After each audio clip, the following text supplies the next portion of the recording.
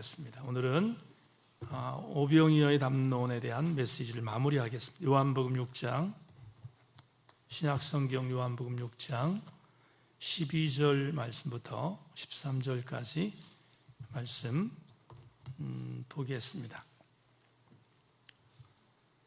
요한복음 6장 12절로 13절 같이 한 목소리를 읽겠습니다. 시작. 그들이 배부른 후에 예수께서 제자들에게 이르시되 남은 조각을 거두고 버리는 것이 없게 하라 하시므로 이에 거두니 보리떡 5개로 먹고 남은 조각이 12바니기에 찼더라. 아멘. 오늘 은혜가 오늘 설교의 제목이라서 은혜라는 찬양 한번 오래간만에 드려보겠습니다. 기도하는 마음으로 찬양하겠습니다.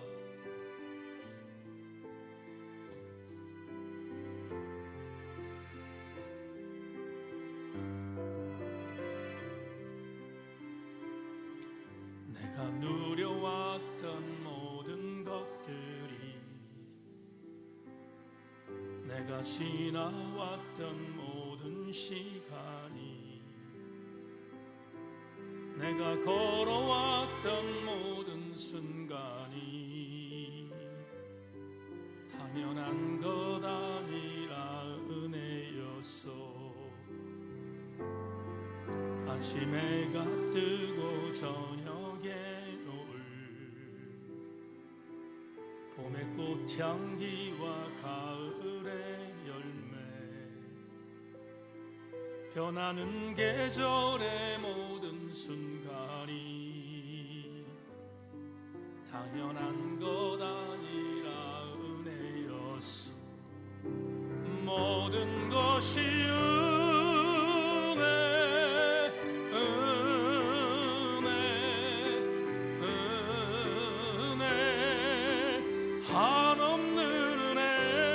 삶에 당연한 것 하나도 없었던 것을 모든 것이 은혜였소. 내가 이 땅에 태어나 사는 것, 어린아이 시절과 지금까지 숨을 쉬며 살며 꿈을 삶 당연한 것 아니라 아멘 아멘 그렇습니다. 내가 하나님의 자녀로 살며 오늘 찬양하고 예배하는 삶, 복음을 전할 수 있는 축복이 당연한 것 아닙니다. 한 것 아니라 은혜. 아멘. 모든 것이 은혜, 은혜, 은혜. 한없는 은혜. 내 삶에 당연한 것 하나도 없었던 것을 모든 것이 은혜. 은혜여 모든 것이 은혜, 은혜, 은혜. 한없는 아멘. 내 삶에 당연한 것 하나도 없었던 것을 모든 것이 은혜. 우리 마지막으로 한번 다시 모든 것이 은혜, 은혜, 은혜. 한없는 은혜. 내 삶에 당연한 것 하나도 없었던 것을 모든 것이 은혜, 은혜였소.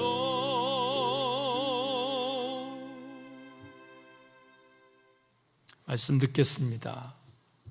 말씀을 들을 때 말씀 듣는 것도 당연한 것이 아니었음을 고백하고 은혜로 다가오게 하여 주옵소서. 우리 한 사람 한 사람을 은혜로 초청하여 주옵소서. 하나님의 선한 능력과 은혜가 임하기를 소망하고 예수 그리스도 이름으로 기도 올리옵나이다. 아멘. 말씀에 기대를 거십시다. 인사합시다. 말씀에 기대를 거십시다.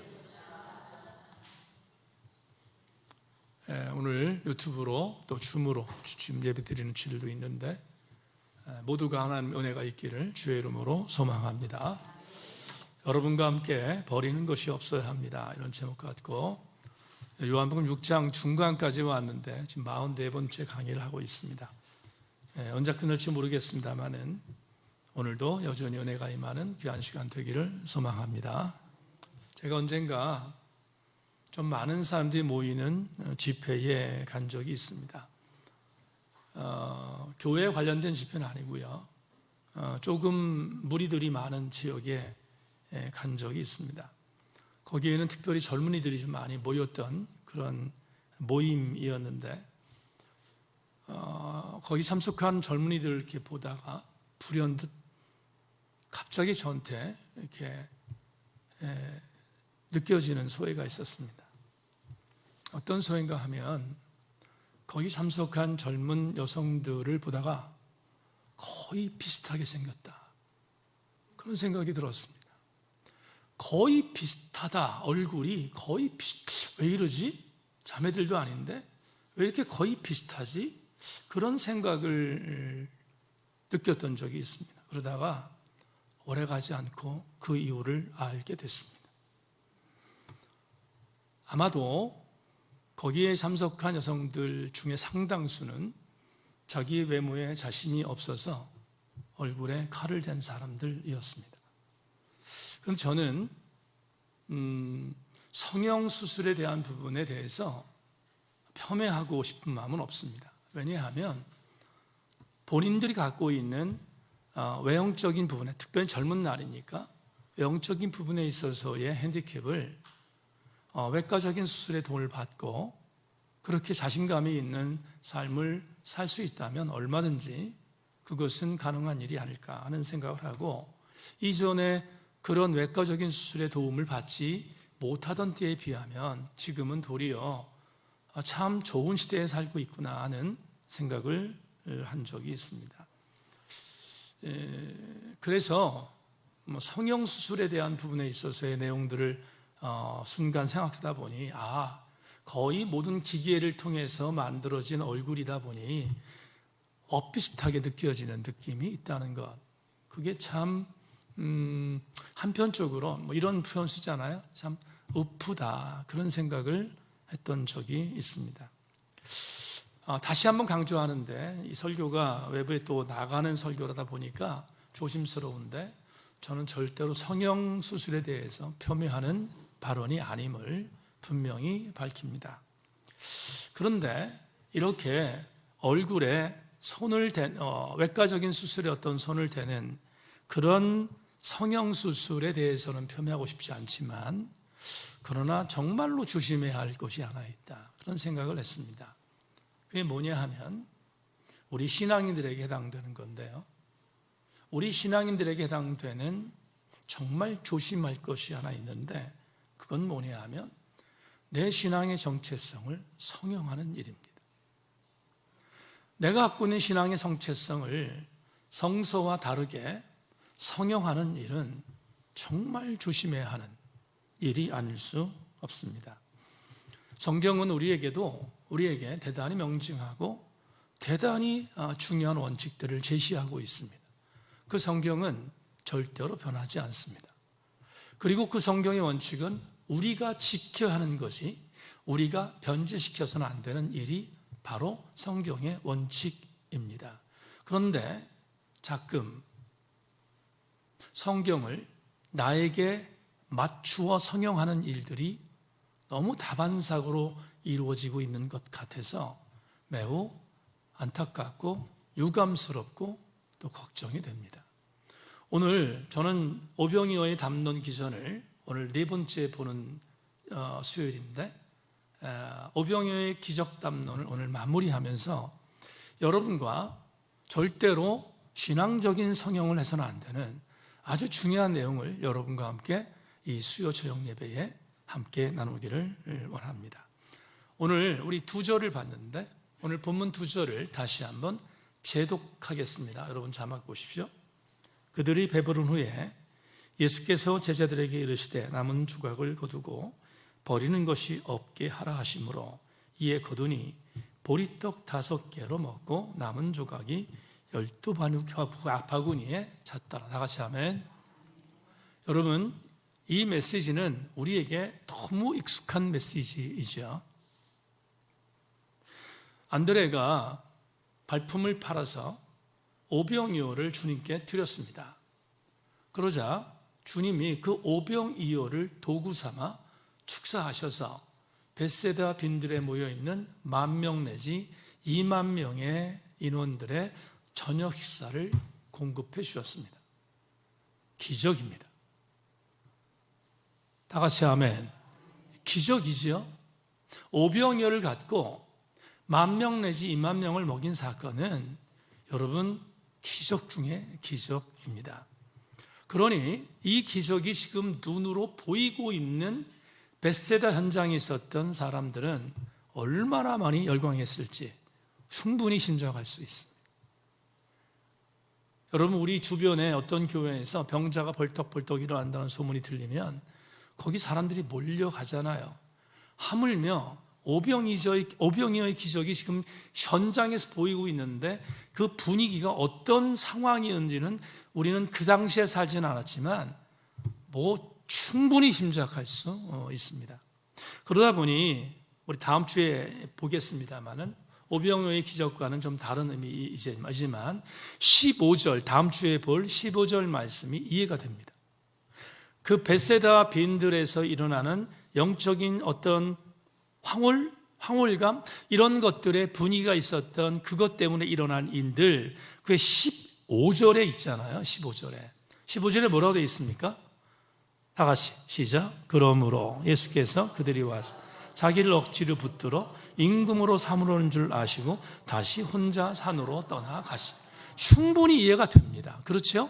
이 분위기상 예수님을 정치적 메시아로 옹립하려는 입장을 충분히 이해합니다. 다음 주에 그 내용을 여러분과 함께 살피기로 하고요.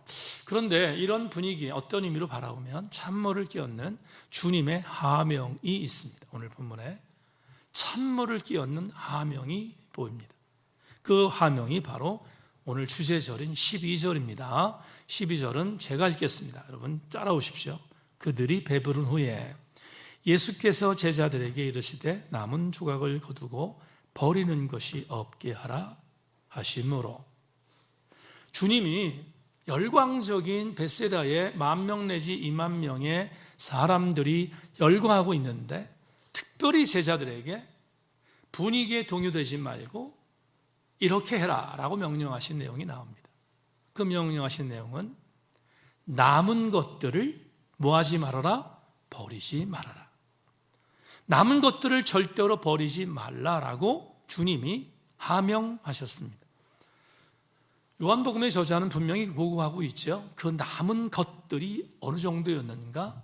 12광주리에 채워졌다 이렇게 표현합니다. 12광주리에 채워질 정도니까 상당히 많은 숫자의 여분들이 경제학적인 용어로 얘기하면 잉여 산물들이 나온 것입니다. 나왔습니다. 그걸 남았습니다. 그런데 주님의 명령은 정말로 엄청나게 비장했습니다. 버리지 말라 이렇게 말합니다. 버리지 말아라. 주님의 명령입니다. 설교 준비하다가 왜 주님이 남은 음식을 버리지 말라 했을까? 이거에 대한 신학적인 의미가 뭐지?를 설교 준비하다가 주석들을 보고 책을 보면서 찾았는데 굉장히 많은 것들이 있지만 뚜렷하게 3가지만 2가지는 신학자가 얘기했던 것과 한 목회자가 얘기했던 것을 소개하고 마지막 부분은 여러분 담임 목사 해석을 나누겠습니다. 이해하셨죠? 무슨 얘기인지. 첫 번째, 신학자의 얘기를 한번 나누기를 원하는데 신학자는 역시 신학자라는 생각을 했습니다. 12광주리에 남은 것들을 담고 버리지 말라라는 것이 신학적으로 무슨 의미가 있는지 좀 어렵지만 제가 설명할 테니까 따라오십시오. 바레트는 이렇게 말합니다. 오병이어의 담론을 고려할 때 요한은 여기서 앞으로 일어날 그리스도인 제자들의 모임과 그들을 모든 파괴로부터 보호하려는 하나님의 뜻에 대해서 상징적으로 말했을 가능성이 있다. 주석이 더 어렵죠? 이런 겁니다. 앞으로 예수 그리스도께서 승천하시고 나면 교회가 세워지죠. 오순절이 지나고 나면 교회가 세워지는데, 교회가 세워지면 교회의 구성원들이 생깁니다. 예수를 그리스도로 고백한 구주들이 공동체가 생기는데, 사단은 그 교회를 박살내기 위해서 집요하게 공격할 것이다. 그래서 많은 사람들이 흩어질 수 있는 가능성이 있는데, 바레트라고 하는 신학자는 이런 얘기를 합니다. 오병이어의 기적의 담론 중에 12강줄에 남은 것들을 모으라고 하는 것은 교회는 절대로 흩어지면 안 된다는 사실을 알려주는 메시지다 라고 해석한 겁니다. 여러분 조금 어렵지만 이해되시면 아멘. 네, 그렇습니다. 이게 신학자의 오병이어의 담론의 12강줄에 담긴 해석입니다. 그런데 이거보다는 목회자의 해석은 좀 쉽습니다. 우리가 너무 잘 알고 있는 오카는 목사님, 명설교가죠. 오카는 목사님의 해석을 한번 들어보겠습니다. 빵 한 조각이라도 함부로 버리면 그것을 주신 하나님을 모욕하는 것이 됩니다. 유효기간이 넘으면 내버리는 것도 하나님이 좋아하지 아니하는 행동임을 알아야 합니다. 풍요할 때 낭비하면 가난할 때 달라는 소리를 할 자격이 없습니다. 남아돌 때 절약해서 그 남은 것을 선한 일에 쓸 줄 알아야 합니다. 예수님이 우리에게 가르쳐 주신 교훈이 바로 이것입니다. 보리떡 한 조각이라도 하나님에게는 천한 것이 없고 버릴 것이 없다는 것을 우리는 배워야 합니다. 한결 쉽지요? 오카는 목사님은 문자적인 것들을 그대로 해석한 것입니다. 하나님께서 내리셨던 복, 아들 예수 그리스도가 축사에서 내렸던 엄청난 복을 버리는 것은 하나님의 은혜를 버리는 것과 똑같다. 그러니까 우리는 자족함을 배우고 전략하는 그리스도인이 되어야 한다는 사실을 이야기하는 것이 오카는 목사님의 해석입니다. 저는 바레트란 신학자와 오카는 목사님의 해석에 대해서 거부감이 없습니다. 둘 다 설득력이 있다라고 생각을 합니다. 그런데 여러분 담임 목사는 조금 다른 스펙트럼으로 오늘 본문을 해석했습니다. 남은 12조각을 버리지 말라는 이 메시지를 오카는 목사님의 의견도 존중하고 바레트 박사의 주석도 존중하지만 저는 또 제 나름대로 해석이 있지 않겠습니까? 그래서 그 해석을 설교 준비하면서 정리했습니다. 왜 주님은 남은 오병이어의 기적의 산물들을 버리지 말고 12강주에 채워놓으라고 했을까? 여러분 담임 목사의 해석을 자막으로 보겠습니다. 여러분, 저는 12강주에 남은 기적의 산물을 은혜라고 해석했습니다. 그래서 이 오병이어의 기적의 담론의 가장 중요한 의미로 본 것은 은혜는 절대로 가볍게 여기지 말라는 것. 버리지 말라는 것은 소홀히 여기지 말라는 겁니다. 자, 다시 한번 이렇게 얘기합시다. 하나님이 우리에게 은혜를 주셨고 하나님은 오늘 우리에게 은혜를 주시며 하나님은 우리에게 앞으로도 은혜를 주실 것입니다. 그런데 과거의 은혜와 현재의 은혜와 미래의 은혜 전부 동일하게 절대로 가볍게 여기지 말라. 버리는 것은 은혜를 가볍게 여기는 것이다. 자, 여러분, 요한복음 10장 10절 말씀을 소개하겠습니다. 자막 보십시다. 도둑이 오는 것은 도둑질하고 죽이고 멸망시키려는 것뿐이요 내가 온 것은 양으로 생명을 얻게 하고 따라합시다. 더 풍성히 얻게 하려는 것이라. 자, 이렇게 보십시다. 주님이 이 땅에 인간의 몸을 입고 오셨습니다. 우리를 구원하시기 위해서 오신 겁니다.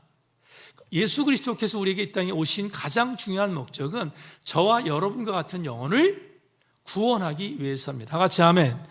그렇습니다. 이것 말고 다른 목적이 없습니다. 그런데 오늘 앞으로 보겠습니다만 요한복음 10장을 보면 요한복음 저자가 아주 의미 있는 예수님의 말씀을 하나 더 인용합니다. 우리 주님이 온 것은 도적 같은 존재로 온 게 아니라 우리 주님이 오신 목적은 우리로 하여금 생명을 얻게 하고 구원을 받게 하며, 그런데 플러스 알파가 있다는 거잖아요. 자, 보세요.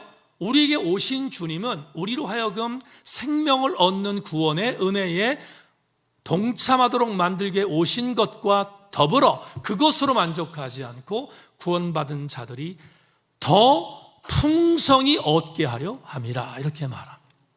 그러니까 더 풍성히 얻게 하려한다는 것은 뭐냐 하면 구원받는 것으로 끝나는 것이 아니라 구원받은 자가 구원받은 이후에 누려야 할 은혜를 절대로 놓치지 말라는 의미잖아요.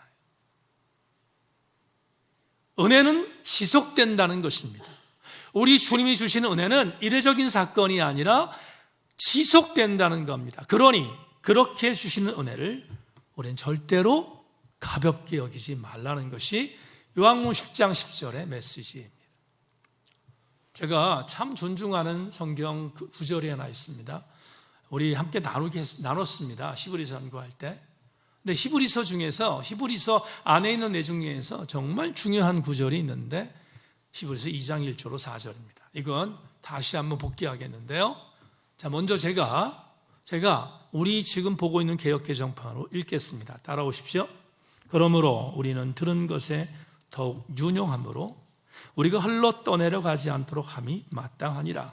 천사들을 통하여 하신 말씀이 견고하게 되어 모든 범죄함과 순종하지 아니함이 공정한 보응을 받았거든. 우리가 이같이 큰 구원을 등한히 여기면 어찌 그 보응을 피하리요. 이 구원은 처음에 주로 말씀하신 바요 들은 자들이 우리에게 확증한 바니 하나님도 표적들과 기사들과 여러 가지 능력과 및 자기의 뜻을 따라 성령이 나누어 준 것으로서 그들과 함께 증언하셨느니라. 이 구절을 정말 소중히 여깁니다. 저는 특별히 모르겠습니다. 다른 목회자들도 마찬가지긴 하겠지만 저는 히브리서 2장 1절로 4절 말씀을 정말 소중히 여깁니다. 왜 그런가? 히브리서 2장 1절로 4절을 유진 피터슨의 메시지 번역으로 같이 읽겠습니다. 여러분, 자막에 나오죠? 시작. 우리는 이미 들은 메시지를 굳게 붙잡아 떠내려가는 일이 없어야 하겠습니다. 지난날의 천사들을 통해 전한 메시지가 유효해서 아무도 그것을 피해갈 수 없었는데 하물며 최근에 우리가 받은 이토록 장엄한 구원의 메시지를 어떻게 소홀히 할 수 있겠습니까? 이 구원의 메시지는 가장 먼저 주님이 직접 전해주셨고 그 다음은 주님께 들은 이들이 우리에게 정확하게 전해주었습니다. 하나님께서도 성령을 통해 여러 은사 곧 모든 표적과 기적을 자기 뜻에 따라 주심이 구원의 메시지를 확증해 주셨습니다. 여러분 주목하세요. 메시지 번역으로 우리가 읽었습니다. 조금 더 선명해졌습니다. 우리는 구원받은 백성입니다. 어떻게 구원받았는가? 하나님 말씀으로 구원받았고 그 말씀으로 구원받은 우리들을 흔들리지 않도록 만들기 위해 때를 따라 하나님의 천사들을 동원하셔서 우리에게 그 말씀 안에 붙들리도록 역사해 주셨습니다. 그러면서 히브리서 기자는 이렇게 말합니다. 하나님의 말씀으로 구원받은 형제들이요 천사들을 통하여 그 구원의 확신이 흔들리지 않도록 도움받고 있는 형제들이요 그런데 어떻게 너희들이 받은 이 은혜에 대하여 소홀히 여길 수 있습니까? 무슨 말입니까? 하나님이 우리에게 주신 구원의 은혜를 절대로 가볍게 여기지 말라는 거잖아요. 표현 중에 뭐가 나오죠? 하나님의 은혜를 절대로 가볍게 여겨 물에 떠내려 흘러가는 것처럼 흘려보내는 어리석은 자가 되지 말라고 히브리서에 우리한테 경성하고 있습니다. 다시 강조합니다. 계속 강조합니다. 교우 여러분, 은혜를 가볍게 여기지 않는 것이 우리에게 주어진 오병이어의 기적의 담론을 통해서 남은 음식을 버리지 말라는 것과 같은 의미입니다. 은혜를 떠내려 보내지 않는 여러분 되기를 주의 이름으로 소망합니다. 제가 쓴 책을 이제 한번 소개하려고 하는데요, 우리 교우들 중에 많은 분들이 읽었을 줄 아는데, 저는 작년에 사사기 읽기 2번째 책을 냈고 재작년에 1번째 책을 냈습니다.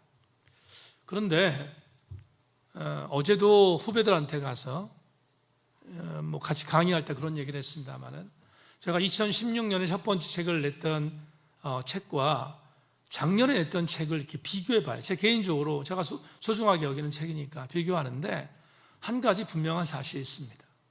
2016년에 냈던 책보다 2024년에 냈던 책이 훨씬 더 좋습니다. 좋으면 좋은 줄로 아시기를 바랍니다. 왜 그렇겠습니까? 담임 목사가 그만큼 잘한 거 아니겠습니까? 여러분, 시간이 지났는데 잘하지 않는다는 게 말이 안 되잖아요. 그런데 그럼에도 불구하고 제가 정말 소중히 여기는 책은 2023년에 냈던 사사기 1권입니다. 여러분, 사사기 1권 그 책을 내면서 정말 엄청나게 노력했습니다. 해산의 고통, 그걸 제가 정말 뭔지를 알았습니다. 근데 그때 1번째 책에 냈던 메시지 중에서 입다라는 예언자 기억나십니까? 입다 예언자에 얽힌 메시지를 10장에 소개하고 있는데, 그때 제가 기록했던 메시지를 다시 한번 여러분과 나누기를 원합니다.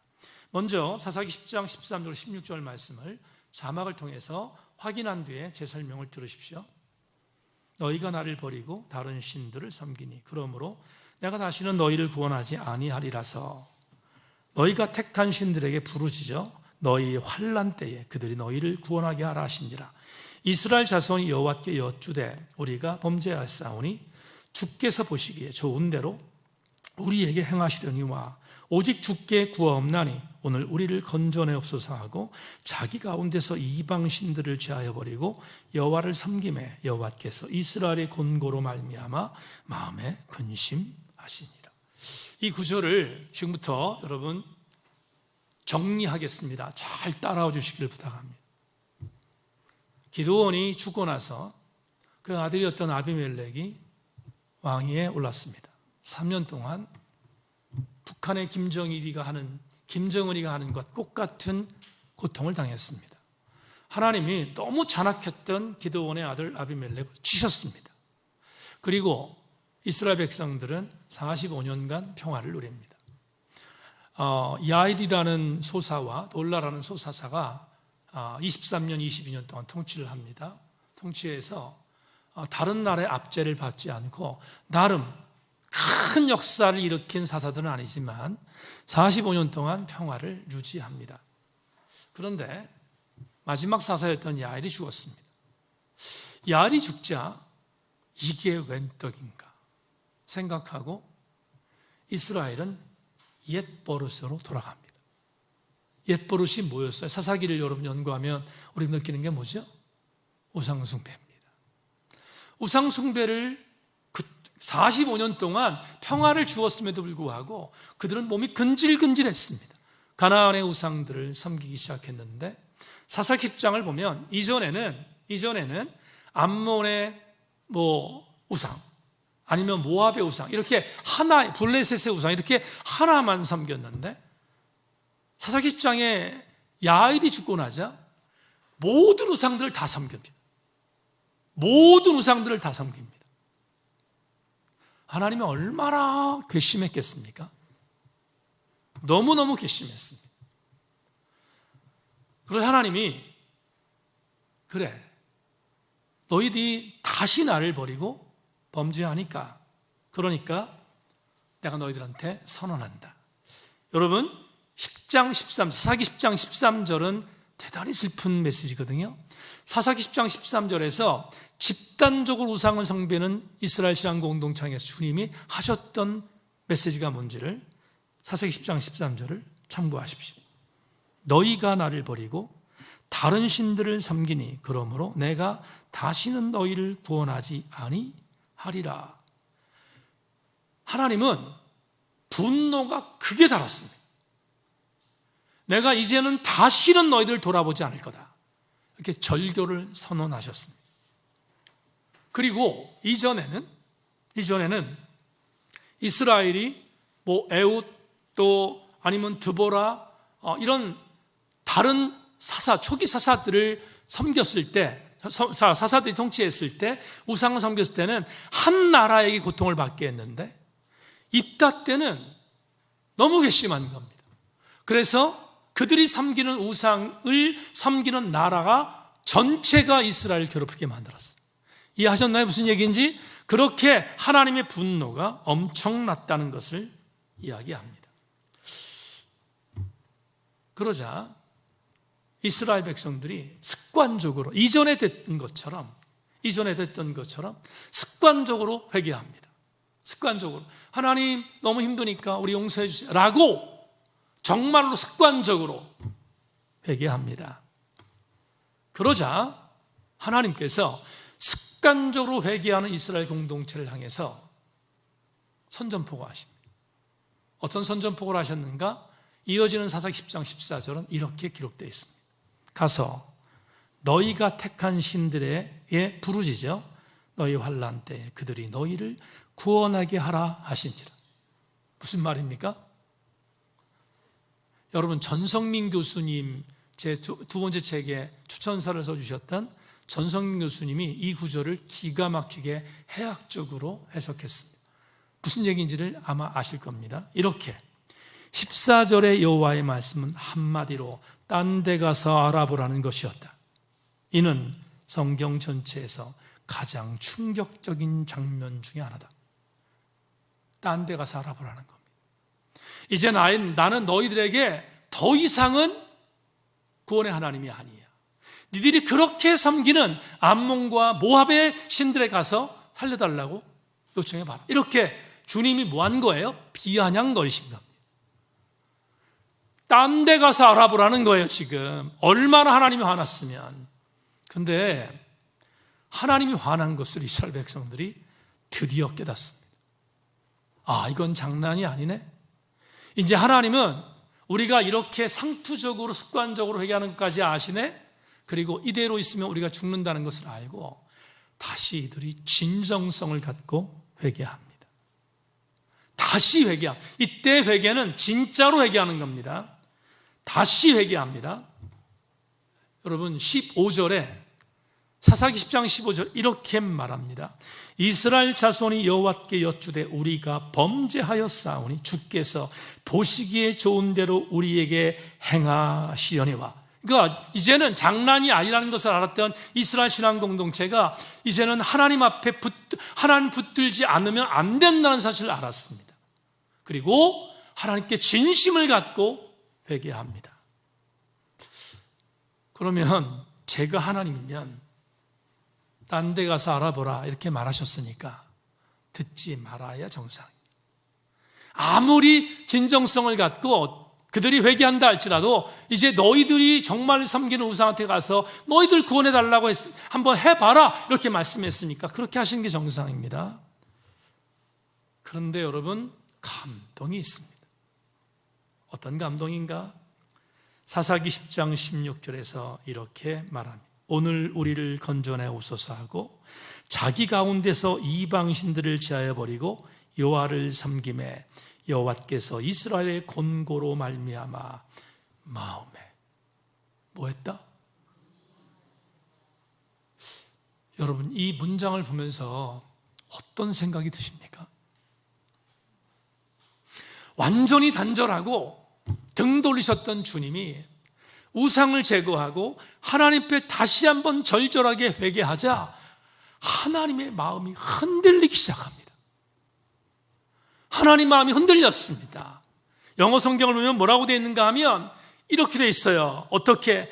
당신의 마음이 이스라엘의 미저리, 비참함 때문에 슬퍼졌다. 여러분 생각해 보세요. 나 같으면 아무리 그래도 이놈들 버리장머리를 고칠 거야. 그리고 주님은 절교하셔야 하는 것이 마땅합니다. 그런데 놀라운 일이 벌어집니다. 하나님이 이스라엘이 지금 고통당하는 것을 눈으로 봤습니다. 눈으로 보면서 하나님의 마음에 생긴 게 뭐죠? 슬픔이었어요. 슬픔 다음에 생긴 것이 뭐냐? 근심이었어. 여러분, 제가 제 책에 이 부분을 여러분 담임 목사가 어떻게 해석했는지 보셨습니까? 아마 안 보셨을 줄로 알고 제 해석을 읽어드리겠습니다. 당신의 백성이 당하는 아픔을 견디지 못하시는 사랑, 슬퍼하시는 사랑이 바로 하나님의 사랑이다. 이것을 인정한다면 오늘도 하나님의 이 사랑은 시공간을 뛰어넘어 우리에게까지 유효하다. 하나님의 유한 사랑에 우리는 어떻게 반응해야 할까? 하나님이 생각하시는 자리로 내 삶의 자리를 이동하는 것이다. 여러분에게 이제 설교를 마무리하면서 정리하겠습니다. 남은 것을 버리지 말라고 주님이 하명하셨던 그 하명을 받은 은혜를 절대로 소홀히 여기지 말라고 저는 해석했습니다. 그렇다면 은혜를 소홀히 여기지 않는 삶이 무엇일까? 공급받은 은혜를 가볍게 여기지 않는 삶이 무엇일까? 회개하는 것인가? 물론입니다. 회개하는 것입니다. 그런데 여러분에게 오늘은 정말로 단도직입적으로 단원해서 아주 강하게 말씀드립니다. 하나님의 은혜를 소홀히 여기지 않는 방법은 내 생각의 자리를 하나님의 생각의 자리로 이동하는 것까지입니다. 이걸 하지 않으면 우리는 아무리 부정해도 은혜를 소홀히 여기는 자입니다. 다시 마무리합니다. 강조합니다. 겨우 여러분, 은혜를 소홀히 여기지 않는 것은 내가 갖고 있는 생각의 자리에서 하나님의 생각의 자리로 내 생각을 이동하는 것까지 완성하는 것, 그게 바로 은혜를 소홀히 여기지 않는 것입니다. 말씀을 마무리하면서 우리 교우들에게 이렇게 질문해 보겠습니다.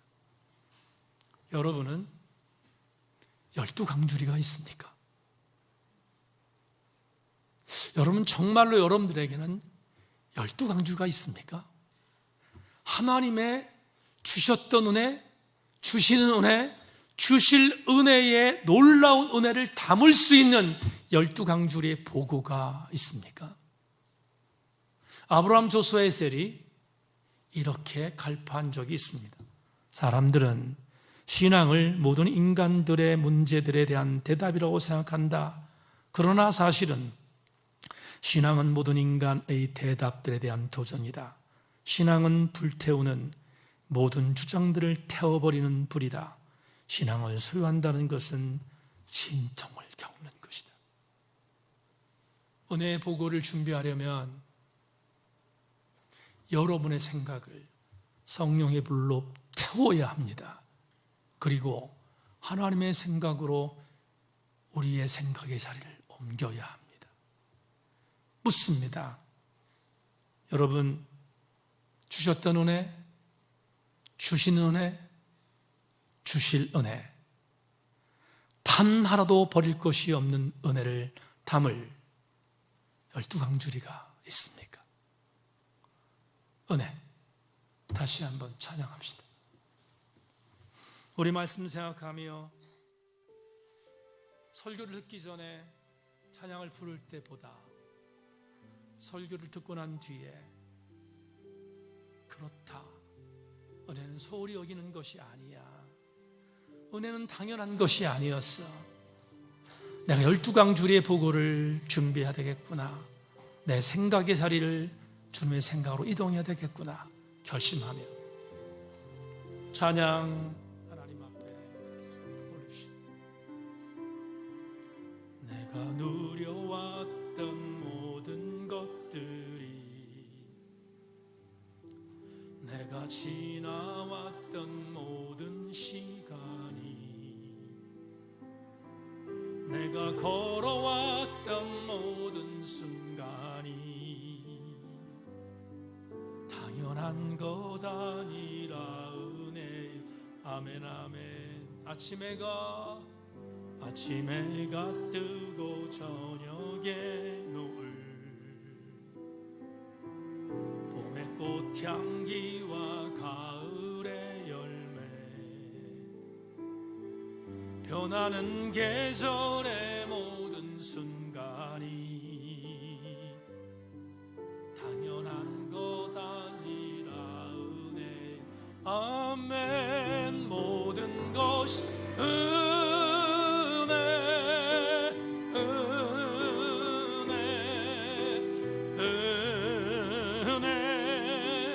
한없는 은혜. 내 삶에 당연한 것 하나도 없었던 것에 모든 것이 은혜였소. 내가 이 땅에 태어나 사는 것, 어린아이 시절과 지금까지 숨을 쉬며 살며 꿈을 꾸는 삶, 당연한 것 아니라 그렇습니다. 내가 하나님의 자녀로, 내가 하나님의 자녀로 살며 오늘 찬양하고 예배하는 삶, 복음을 전할 수 있는 축복이 당연한 것 아니라 아멘. 모든 것이 은혜,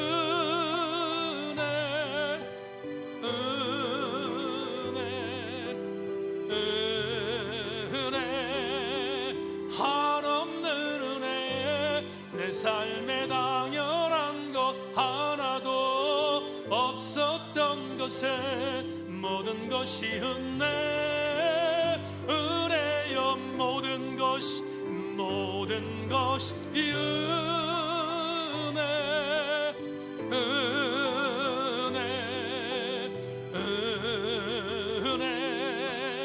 한없는 은혜. 내 삶에 당연한 것 하나도 없었던 것에 모든 것이 은혜요. 다 같이 머리를 숙입니다. 한번 기도하고 마치기를 원합니다. 하나님 주셨던 은혜가 있습니다. 주시는 은혜도 있습니다. 주실 은혜도 있습니다. 하나님 12광주리를 담았던 그 광주를 내가 준비하겠습니다. 은혜 잊지 않겠습니다. 하나님의 생각은 내 자리를 이동하겠습니다. 그렇게 되게 하여 주옵소서. 은혜를 잃어버리지 않게 하여 주옵소서. 주님 한번 부르고 기도합니다. 주여, 하나님 아버지 은혜와 사랑을 감사합니다.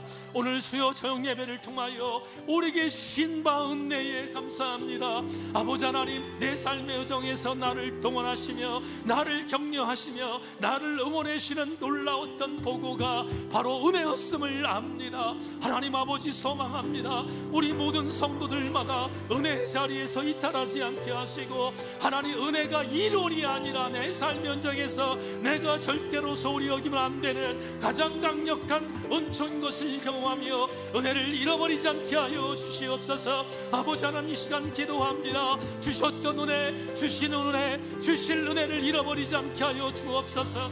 내 믿음의 현장 안에서 하나님 12광주를 준비하게 하여 주옵소서. 절대로 은혜를 버리지 않게 하여 주옵소서. 버리지 않게 하여 주옵소서. 하나님 아버지, 오늘 우리 세인교회 모든 성도들마다 이 말씀을 들을 때 하나님 말씀의 능력 능력이 우리의 삶에서 현장에서 나타나게 하시고, 하나님 절대로 우리 모든 성도들마다 은혜에서 이탈하지 않도록 하나님 은혜를 내려주시기를 기도하고 원합니다. 성령이여, 이 저녁 시간에 우리를 이곳에 초청하신 이유는 바로 이 말씀을 듣게 하기 위하여 우리를 이곳으로 초청하신 줄로 믿습니다. 하나님 소망합니다. 하나님 다시 한번 기대합니다. 우리 모든 성도들마다 은혜의 보고 안에 머물게 하여 주옵소서. 하나님의 선한 능력과 은혜를 기대합니다. 하나님 우리를 사용하여 주옵소서. 하나님의 선한 능력과 은혜가 우리에게 머물게 하여 주시옵소서. 감사드리며 예수 그리스도의 이름으로 기도합니다. 아멘. 하나님, 부족한 것 투성이지만 주셨던 은혜를 기억하고 주시는 은혜를 담고 주실 은혜를 잃어버리지 않도록 우리 모든 교우들을 은혜의 사람들로 만들어 주옵소서. 하나님, 오늘 3일 밤 기도에 우리를 여기에 부르신 이유는 이 말씀을 듣게 하시기 위함이었습니다. 하나님 소망합니다. 소망합니다. 내가 누려왔던 은혜가 당연한 것이 아니었고 특권이었음을 기억하고 이 은혜 잊지 않게 하여 주옵소서. 하나님 소망합니다. 제천세인 성결교회에 속해 있는 우리 모든 교우들 절대로 은혜 안에서 이탈하지 않게 하시고 내 생각의 자리를 하나님의 생각의 자리로 이동하게 하여 주시옵소서. 오 하나님, 돌아갑니다. 현장에 서 있는 은혜 잃어버리지 않게 하시고 오늘도 은혜 안에 거하게 하여 주옵소서. 지금은 우리 주 예수 그리스도의 은혜와 하늘 아버지의 극진하신 사랑과 성령님의 감동 감화하심의 은혜가 버리지 않겠습니다. 낭비하지 않겠습니다. 잊어버리지 않겠습니다. 은혜를 일하고 고백하며 돌아가는 우리 모든 교우들 머리머리 위에 지금부터 영원토록 함께 계시옵기를 간절히 축원하옵나이다. 아멘, 아멘, 아멘.